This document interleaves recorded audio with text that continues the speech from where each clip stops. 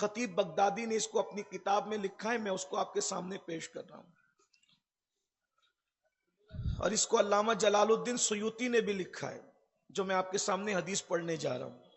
خاتم الحفاظ، قبروں سے نکلتے وقت تو شکلیں کیسی ہوگی؟ ہر انسان انسان کی شکل میں نہیں اٹھے گا۔ کیسے اٹھیں گے؟ حدیث پاک اللہ کے رسول علیہ السلام فرماتے ہیں، جو میں نے 5 پڑھ دیا تھا وہ 5 بغیر تشریح کے پڑھ رہا ہوں، اور جو 5 بچی تھی اس کو تشریح کے ساتھ آپس میں جھگڑا چگل خوری کی وجہ، ادھر سنے ادھر، ادھر سنے ادھر، چگل خور بندر کی شکل میں اٹھیں گے۔ میں تشریح نہیں کر رہا ہوں، لیکن صرف جو ہے وہ میں اپنی بات کو، چونکہ میرا جو عنوان رہ گیا تھا، میں نے جمعہ میں اعلان بھی کیا تھا کہ میں باقی کی بات عرض کروں گا۔ اس کے بعد دوسرا گروپ اٹھے گا سور کی شکل میں، خنزیر کی شکل میں دوسرا گروپ اٹھے گا، اور جو خنزیر کی شکل میں اٹھے گا ان کے 2 گناہ ہوں گے۔ نمبر 1، وہ رشوت لیتے ہوں گے اور رشوت دیتے ہوں گے، رشوت لینے اور دینے والے۔ اس پر میں کچھ زیادہ نہیں کہوں گا، لیکن اتنا ضرور کہوں گا، رشوت کسے کہتے ہیں؟ رشوت کا مطلب یہ ہے کہ کسی کام کے کرنے پہ کوئی اجرت نہیں بنتی، پھر بھی اس کام کے کرنے پر کچھ چیز کو لینے کو اجرت کہتے ہیں۔ یہ میں آسان زبان میں رشوت، جیسے مثال کے طور پر کہ کسی کو نوکری دینا ہے، نوکری اس کو دینے کے لیے کوئی قانون نہیں ہے کہ جو ہے وہ نوکری کے لیے کوئی پیسہ لگے، لیکن اب نوکری دینے والا کہے کہ مجھے اتنا دے دو تو میں تمہیں نوکری دے دوں گا، یہ رشوت ہے۔ لعنت ہے رشوت دینے والے پہ بھی لینے والے پہ۔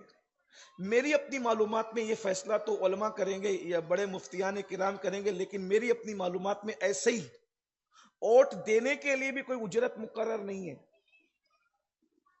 اس لیے کہ ووٹ ایک شہادت ہے اور اس پہ اجرت کوئی مقرر نہیں ہے، کیونکہ شہادت دینے کے لیے کوئی اجرت نہیں ہے۔ اس پر بھی لوگ 500 روپے سے 1500 روپے تک لیتے ہیں، یہ بھی رشوت ہے۔ اور دینے والے دیتے بھی، لینے والے دیتے بھی۔ شاید آپ لے چکے ہوں گے تو آپ کو برا لگے گا، لیکن آئندہ کے لیے خیال رکھیے گا کہ کتنی سخت 500 روپیہ لے رہے ہو، 1000 لے رہے ہو، 1500 لے رہے ہو، وعید کتنی سخت ہے کہ سور کی شکل میں اٹھیں گے۔ سوچیں نہ ذرا، ہمارے لیے مسئلہ سب سے بڑا یہ ہے کہ تو ادھر ادھر کی نہ بات کر، یہ بتا کہ قافلہ کیوں لوٹا، مجھے رہزنوں سے غرض نہیں تیری رہبری کا سوال۔ جس قوم کے قائدین بگڑ جاتے ہیں اس قوم کی بربادی کے لیے پھر ہتھیاروں کی ضرورت نہیں ہوتی، پھر اس قوم کے اعمال اس قوم کو خود برباد کر دیتے۔ تو نمبر 1 وہ رشوت لیتے ہوں گے، رشوت کوئی بھی شکل کی ہو، بہت سی چیزیں ہیں، میں نے جمعہ میں کہا تھا، اس کو دہرانا نہیں چاہتا، لیکن ایک جملہ کہہ کر کے، بلکہ مجھے تو یہ بھی پتا چلا ہے کہ بعض لوگ تو پنچایت سے پہلے اور پنچایت کے بعد اگر ان کو دعوت کا آفر کر دیا جائے تو بھی لوگ فیصلے بدل دیتے ہیں، یہ بھی رشوت ہے۔ سب نہیں، میں سب کو نہیں کہہ رہا ہوں، لوگ سب اپنے اوپر، یہ اڑتا ہوا تیر ہے، جس کو لگنا ہے یہ اسی کو لگے گا، لوگ اپنے اوپر کھینچ کر زبردستی نہ لیں، یہ رشوت ہے۔ کچھ لوگ رشتوں کے لیے بھی رشوت لیتے ہیں، رشتوں کے طے کرنے کرانے پہ بھی رشوت چل رہی۔ ایک تو محنتانہ ہوا، مجھے اس پر کوئی سوال نہیں ہے، لیکن یہ جو رشوت کا ماحول چلا ہوا ہے، اللہ کی پناہ، اللہ کے رسول فرما رہے ہیں رشوت لینے والے قیامت کے دن سور کی شکل میں اٹھیں گے، خنزیر کی شکل میں اٹھیں گے۔ اور دوسرا ان کا جرم یہ ہوگا کہ ان کے کاروبار حرام ہوں گے، وہ حرام کاروبار کرتے ہوں گے۔ آپ دیکھ لیجئے، کوئی ضروری نہیں ہے، لوگ کیا سمجھتے ہیں کہ میں دودھ بیچتا ہوں تو میں حلال کاروبار کرتا ہوں، میں کرانہ دکان چلاتا ہوں تو میں حلال کاروبار کرتا ہوں، میں کپڑے کا دھندا کرتا ہوں تو میں حلال کاروبار کرتا ہوں۔ میرے بھائی، لوگ کیا سمجھتے ہیں جو جوئے کا اڈا چلا رہا ہے بس وہی حرام کاروبار کر رہا ہے، جو شراب کا اڈا چلا رہا ہے وہی حرام کاروبار کر رہا ہے۔ میرے عزیز، صرف شراب اور جوئے کا اڈا چلانا ہی حرام کاروبار نہیں ہے۔ اگر ہم کرانہ دکان چلاتے وقت بھی تیل میں ملاوٹ کرتے تو یہ بھی حرام ہے، اگر ہم دودھ بیچتے وقت بھی دودھ میں ملاوٹ کرتے تو یہ حرام ہے، اس کی اجازت نہیں ہے۔ ہاں، مگر وہاں علماء فرماتے ہیں کہ جہاں یہ عرف ہو کہ لوگوں کو پتا ہو کہ یہاں دودھ میں پانی ملا کر ہی بیچا جاتا اور سب اس پر آگاہ ہو، اس پر متنبع ہو، اس پر مطلع ہو، تو الگ بات ہے، پھر وہ مسئلہ الگ ہے۔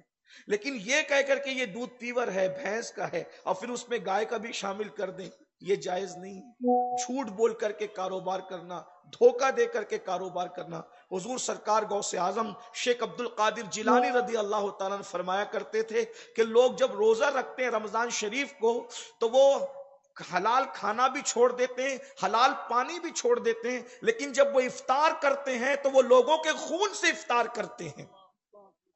تو لوگوں کے خون سے افطار کیا ہے؟ اس کا مطلب یہی ہے کہ لوگوں کو دھوکہ دے کے جو مال کماتے ہیں وہ مال نہیں ہے بلکہ وہ لوگوں کا خون ہے۔ اس مال سے جو کمایا ہوا روح افزا اور کھجور ہے، وہ دیکھنے کو تو روح افزا اور کھجور ہے لیکن اصل میں وہ لوگوں کا خون ہے۔ خون 11 بھی کمائے گا تو 10 کیوں دے رہا ہے؟ اور نہیں بھی کمائے گا، ہو سکتا ہے نقصان بھی ہو، تو پھر یہ 10 کائے کا دے رہا ہے؟ یہ سود ہے، سود اسی کو کہتے ہیں۔ اور بار بار مسلمانوں کے پاس یہ بات ہم دہرا رہے ہیں لیکن لوگوں کے کان پہ جوں نہیں رینگتی۔ مال لوگوں کو اتنا پیارا ہو گیا ہے، اللہ کو بھی بھلا دیا، رسول اللہ کو بھی بھلا دیا، قرآن کو بھی بھلا دیا، حدیث کو بھی بھلا دیا۔ اللہ کے رسول صلی اللہ علیہ وآلہ وسلم فرماتے ہیں جس نے سود کا صرف ایک لقمہ کھایا گویا اس نے اپنی ماں کے ساتھ 36 مرتبہ زنا کیا۔